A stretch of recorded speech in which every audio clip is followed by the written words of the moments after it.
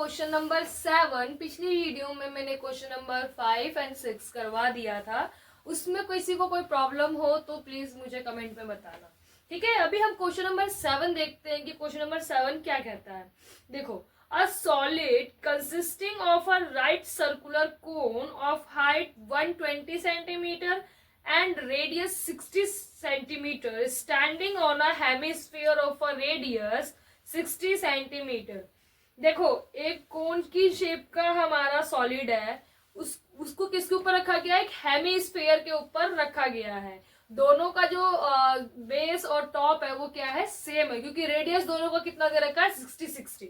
ठीक है, आगे क्या बोला है? Placed upright in a right circular cylinder full of water such that it touches the bottom.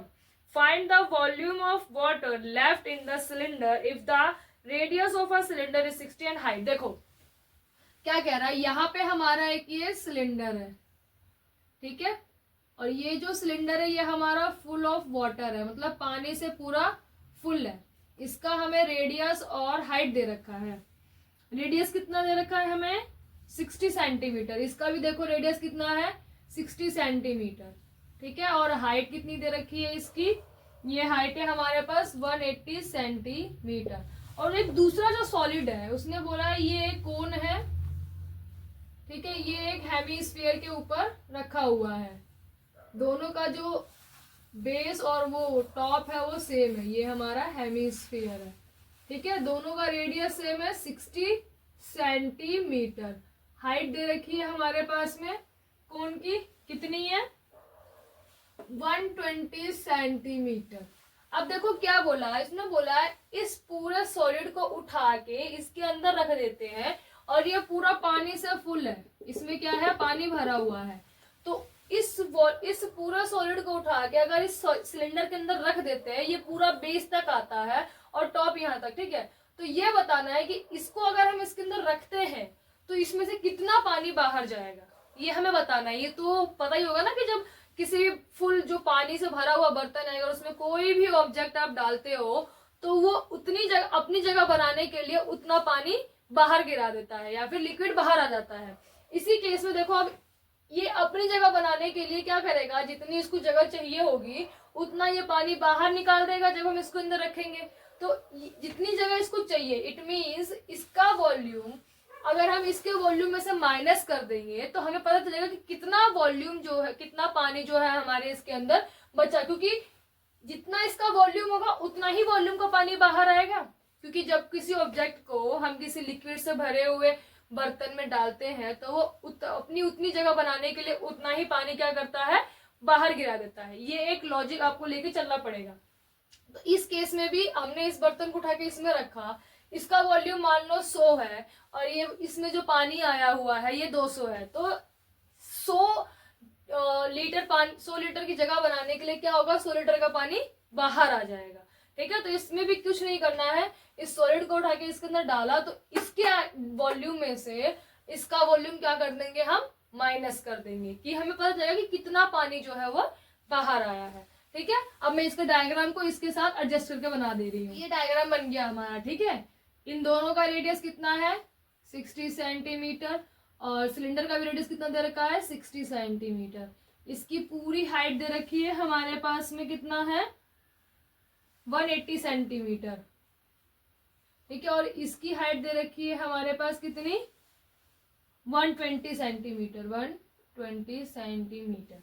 ठीक है, अब क्या करेंगे? इसके वॉल्यूम, सिलेंडर के वॉल्यूम में से हम इस सॉलिड का वॉल्यूम माइनस कर देंगे। सिंपल, पता चल गया लॉजिक। क्यों माइनस करेंगे? क्योंकि ये अपने जितना इसका वॉल्यूम होगा उतनी ही जगह ये क्या करेगा? इस बर्तन में से उतना पानी खाली कर देगा। तो जितना इसका वॉल्यूम होगा उतने ही वॉल्यूम का पानी भी बाहर आ जाएगा। चलो इसको सॉल्व करते हैं। हम लिखेंगे वी हैव गिवन विद, सबसे पहले लिख लो height of the cylinder that is h equals to 180 centimetre. ठीक है, और यहां लिखेंगे radius of cylinder that is r equals to 60 centimetre. ठीक है, अब देखो r तीनों का सेम है तो इसमें अलग से आपको डिनोट करने की जरूरत नहीं है। यहाँ लिख दो फिर common radius of cylinder and cone and hemisphere. ठीक है, आपको अलग से लिखने की जरूरत नहीं है क्योंकि r तीनों में सेम है, तीनों का जो रेडियस है वो सेम है। अब लिख लो height of the cone that is height h dash, क्योंकि हाइट दोनों की अलग अलग है तो लिखेंगे 120 सेंटीमीटर। अभी क्या बताना है हमें, वॉल्यूम ऑफ वाटर, यहाँ पे लिखेंगे volume of water left in the cylinder if in the cylinder. अब क्या क्या होगा, सबसे पहले इस सिलेंडर के वॉल्यूम में से सॉलिड का वॉल्यूम माइनस हो जाएगा। ठीक है, तो लिखेंगे volume of cylinder minus volume of solid. ठीक है, अब ये सॉलिड का वॉल्यूम क्या क्या होगा, volume of cone plus volume of hemisphere. आप चाहो तो इनको अलग अलग सॉल्व करके फिर एंड में जाके माइनस कर सकते हो, अदरवाइज जैसे मैं कर रही हूँ ऐसे भी कर सकते हो। तो देखो वॉल्यूम ऑफ सिलेंडर का फॉर्मूला क्या होता है, pi r square h minus, यहाँ लिखेंगे इसको ऐसे स्टेटमेंट पहले यहाँ पे पूरा डाल दो, volume of cylinder minus volume of cone plus volume of hemisphere. ठीक है, अब इनका फॉर्मूला डालो, इसका सिलेंडर क्या होता है pi r square h minus cone का क्या होता है 1/3 pi r square h plus 2/3 pi r cube, ये हमारा हेमिस्फीयर का होता है। अब देखो इन तीनों में कॉमन क्या है, पाई बाहर ले लिया हमने, कॉमन ले लिया पाई। ठीक है, अंदर क्या बचा, यहाँ पर पाई आर सिर्फ आर स्क्वायर एच माइनस इन दोनों में कॉमन क्या है 1/3, अंदर क्या बचा आर स्क्वायर एच, कॉमन तीनों में आर भी है, देखो pi r square pi r square pi r square, तो तीनों में से कॉमन क्या आ जाएगा पाई आर स्क्वायर, अंदर क्या बचेगा यहाँ पर h माइनस यहाँ 1/3 यहाँ क्या बचा h, पाई आर तो कॉमन चला गया, h यहाँ पर h डैश प्लस यहाँ क्या बचा सिर्फ r 2r। ठीक है, अब यहाँ पर क्या करना है हमें वैल्यूज डालनी है, अब सिर्फ वैल्यूज डालनी है। तो पाई की वैल्यू दे रखी है क्वेश्चन में, चेक करो, नहीं दी हुई तो हम क्या लेंगे 22/7। सबसे पहले जब भी आप क्वेश्चन स्टार्ट करो ऊपर ही लिख दो कि लेट पाई इक्वल्स टू 22/7, अगर क्वेश्चन में नहीं दिया हुआ है, और अगर क्वेश्चन में दिया हुआ है तो अलग से मेंशन करने की जरूरत नहीं है। ठीक है, तो यहाँ लिख दिया 22/7, आर कितना है हमारे पास तीनों में 60 सेंटीमीटर स्क्वायर, अब अंदर एच कितना है हमारे पास में 180 सेंटीमीटर माइनस 1/3, एच डैश कितना है 120 सेंटीमीटर प्लस 2 × 60 सेंटीमीटर। ठीक है, अब सॉल्व कर लो इसको। यहां तक लिखने के बाद स्टूडेंट्स यहां से आगे देखेंगे सॉल्यूशन। अब इसको सॉल्व करते हैं तो देखो क्या आता है, जब इसको सॉल्व करेंगे तो ये आएगा 79,200 डिवाइडेड बाय 7 × 180 माइनस 80 सेंटीमीटर, तो हो जाएगा 79,200 डिवाइडेड बाय 7 × 100, 180 में से 80 जाएगा तो 100। अब इसको सॉल्व कर लो तो कितना आता है, अब देखो ये आ गया, अब यहाँ पे इसको सॉल्व करेंगे तो ये आंसर हमारा आएगा, तो ये आएगा 11,31,428.57 सेंटीमीटर क्यूब। आप चाहो तो इसको सेंटीमीटर में भी आंसर रख सकते हो, पीछे आपकी बुक में मीटर क्यूब में दे रखा है, दैट्स वाई इसको अगर मीटर क्यूब में चेंज करोगे क्योंकि छोटा हो जाएगा आंसर, इसीलिए इसको पीछे मीटर क्यूब में दे रखा है। तो आप इसको सेंटीमीटर क्यूब में भी लिखोगे तो भी आंसर गलत नहीं है, और मीटर क्यूब में भी चेंज हो जाएगा तो भी कोई प्रॉब्लम नहीं। मीटर में कितना होता है 100 सेंटीमीटर। अब यहाँ देखो क्यूब है तो क्या होगा 1 मीटर क्यूब में कितना हो जाएगा 100 इंटू 100 इंटू 100, तो ये कितना हो जाएगा 6 zeros, तो ये हो जाएगा 10 लाख। ठीक है, तो यहाँ पे 10 लाख है तो इसको क्या करेंगे हम 10 लाख से डिवाइड कर देंगे, क्योंकि सेंटीमीटर से हम किस पे जा रहे हैं मीटर पे। जब छोटे से बड़े पे जाते हैं तो डिवाइड करते हैं, ये पिछली क्लासेस में रूल है कि जब छोटे से बड़े पे जाएंगे तो डिवाइड करेंगे और बड़े से छोटे पे जाएंगे तो मल्टीप्लाई। तो अब हम इसको सेंटीमीटर क्यूब को हम किस में चेंज कर रहे हैं मीटर क्यूब में। तो क्या करेंगे इसको हम डिवाइडेड बाय 10 लाख। तो नीचे देखो 6 जीरो है तो ये जो पॉइंट है वो 6 पॉइंट आगे चला जाएगा, मीन्स 6 डिजिट फ्रंट। तो 1 2 3 4 5 6, इस 6 के बाद पॉइंट यहाँ आ जाएगा। तो इसका आंसर कितना आ जाएगा 1.13 मीटर क्यूब अप्रोक्स। देखो आंसर आप चाहो तो सेंटीमीटर क्यूब में भी रख सकते हो और आप चाहो तो मीटर क्यूब में भी रख सकते हो, क्योंकि आपकी बुक के पीछे जो आंसर है वो मीटर क्यूब में है। आंसर दोनों ही ठीक रहेगा। ठीक है, तो हमने क्या किया क्वेश्चन ने हमसे क्या पूछा है कि कितना पानी बाहर, जो पानी बाहर निकला है उसका वॉल्यूम क्या होगा। तो एक रूल है हमारा कि जब भी किसी पानी से भरे हुए ग्लास में कोई भी ऑब्जेक्ट डालते हैं तो वो अपनी जगह बनाने के लिए क्या करता है, जितना उसका वॉल्यूम है उतना वो लिक्विड बाहर निकाल देता है। तो ऐसे ही इस क्वेश्चन में था कि उस सॉलिड को उठा के, जो कोन और हेमिस्फेयर मिलके बना रहे थे, उसको उठा के क्या क्या हमने सिलेंडर में डाला। तो उनका जो वॉल्यूम होगा वो सिलेंडर, उनके वॉल्यूम जितना सिलेंडर से पानी क्या हो जाएगा बाहर। तो हमने क्या किया सिलेंडर के वॉल्यूम में से सॉलिड का वॉल्यूम माइनस कर दिया, और सॉलिड का वॉल्यूम कैसे बना, volume of cone plus volume of hemisphere. फिर इनके फॉर्मूलाज डाल दिया और फॉर्मूलाज के बाद सिर्फ हमने सॉल्व किया है। कैलकुलेशन बहुत ही ध्यान से करना, क्योंकि कैलकुलेशन में बच्चे बहुत गड़बड़ कर जाते हैं। ठीक है, तो इसको जब सॉल्व करेंगे तो हमारा आया 11,31,428। अब ये है हमारा सेंटीमीटर क्यूब में, और पीछे बुक में आंसर है मीटर क्यूब में। तो मीटर क्यूब में जाने के लिए क्या किया हमने, इसको 10 लाख से डिवाइड कर दिया, क्योंकि 1 मीटर में कितना होता है 100 सेंटीमीटर, और 1 मीटर क्यूब में कितना हो जाएगा 100 into 100 into 100 is equals to 10 lakh. तो वही हमने किया। अब जब हम नीचे जीरोस जितनी होती हैं पॉइंट उतनी डिजिट आगे आ जाता है। ठीक है, तो ये मेरा हो जाएगा 1.13 मीटर क्यूब अप्रोक्स। इतना वॉल्यूम का जो पानी है हमारे सिलेंडर में से बाहर निकल गया। ठीक है, तो यहाँ हमारा क्वेश्चन नंबर 7 कंप्लीट होता है। नेक्स्ट हम लास्ट, हमारे इस चैप्टर का लास्ट क्वेश्चन 8 देखते हैं।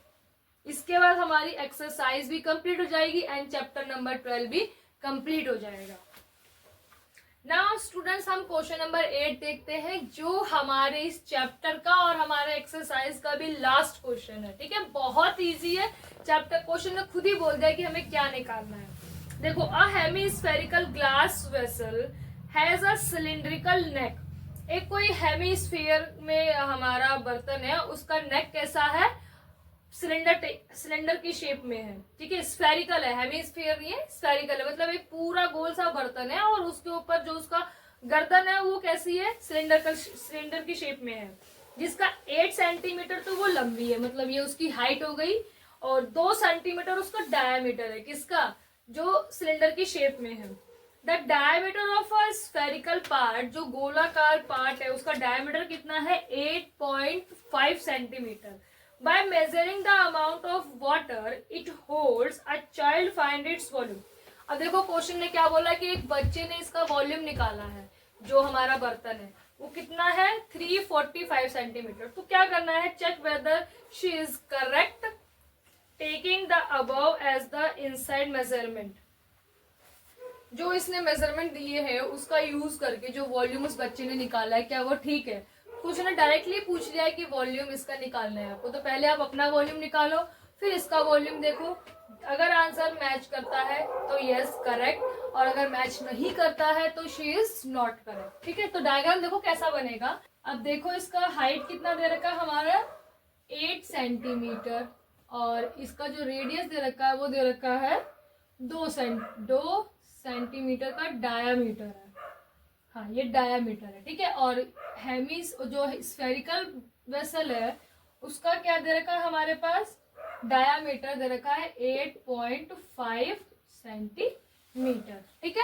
अब हमें सीधा सीधा वॉल्यूम निकालना है, तो लिखेंगे we have given with height of the cylindrical neck. मैंने आपको पीछे भी बताया था कि टर्मिनोलॉजी ट्राई करो कि वही यूज करो जो क्वेश्चन में दिया हुआ है, ठीक है। सिलिंड्रिकल नेक कितना है, 8 सेंटीमीटर। कॉमन रेडियस नहीं है, सिर्फ लिखेंगे radius of cylindrical neck equals to 2 centimetre divided by 2 equals to 1 centimetre, ठीक है। अब लिखेंगे रेडियस ऑफ स्फेरिकल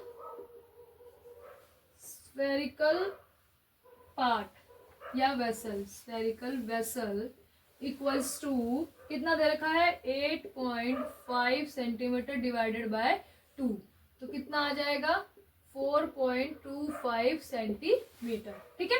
अब हम लिखेंगे सीधा सीधा वॉल्यूम ऑफ वेसल।